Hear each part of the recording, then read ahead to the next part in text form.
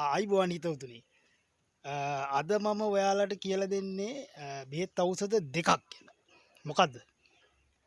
මොනර කුඩුම්බිය.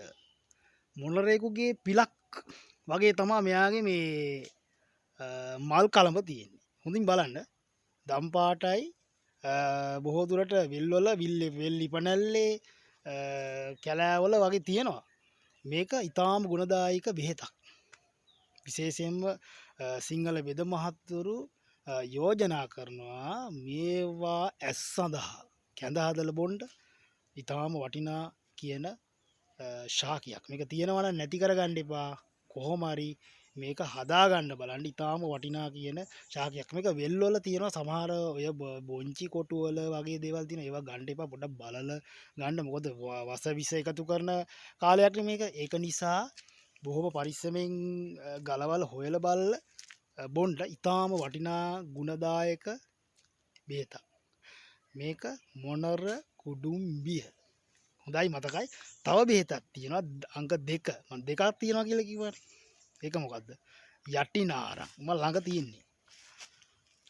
බලමු. මේක තමයි යටිනාරං කියලා කියන්නේ. හොඳින් බලන්න. සාමාන්‍යයෙන් මේකේ අඩි 10ක් විතර උසට යනවා මේක. අඩි 10කටත් වැඩි මං හිතන්නේ. අමුතුම කුසුඹක් තියෙනවා. මේක යටිනාරං. හොඳින් බලන්න. මේක තමයි යටිනාරං. මට මේ මාගේ මේ ෆෝන් එක එච්චරම හොඳ නෑ. මේ බොහොම අමාරුවෙන් තමයි ගන්නෙ. මේ කැලයක් ඇතුළේ වගේ ඉන්නේ. මේකේ අඟලෙන් අඟල වගේ තියෙන කටු. සුදු පාට මලක්. හරිම ලස්සනයි.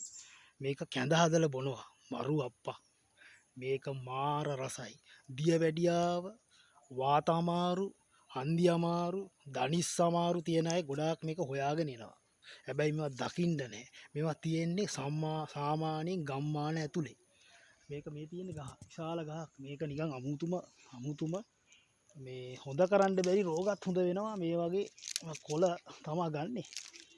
කොළ අරගෙන කොළ අමුතු සුවඳක් තියෙනවා මේකේ කොළ.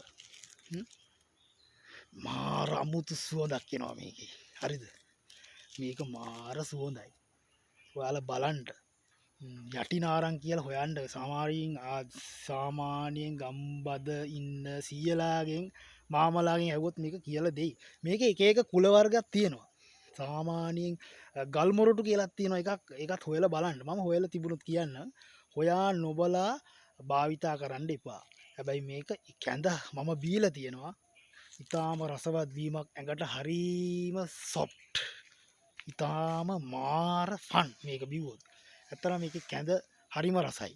විශේෂයෙන්ම දියවැඩියාව සීනි අමාරු තියෙන අයට, හන්දිපත් තියෙන අමාරුවට හොඳම බෙහෙතක් තමයි මේ යටිනාරං කියලා කියන්නේ. මේක හොයාගන්න පුළුවන්.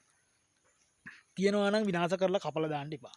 එහෙනම් ආයිබෝවන් තව එකක් හම්බුනාම ඔබලාට ඉදිරිපත් කරන්න. ජය වේවා.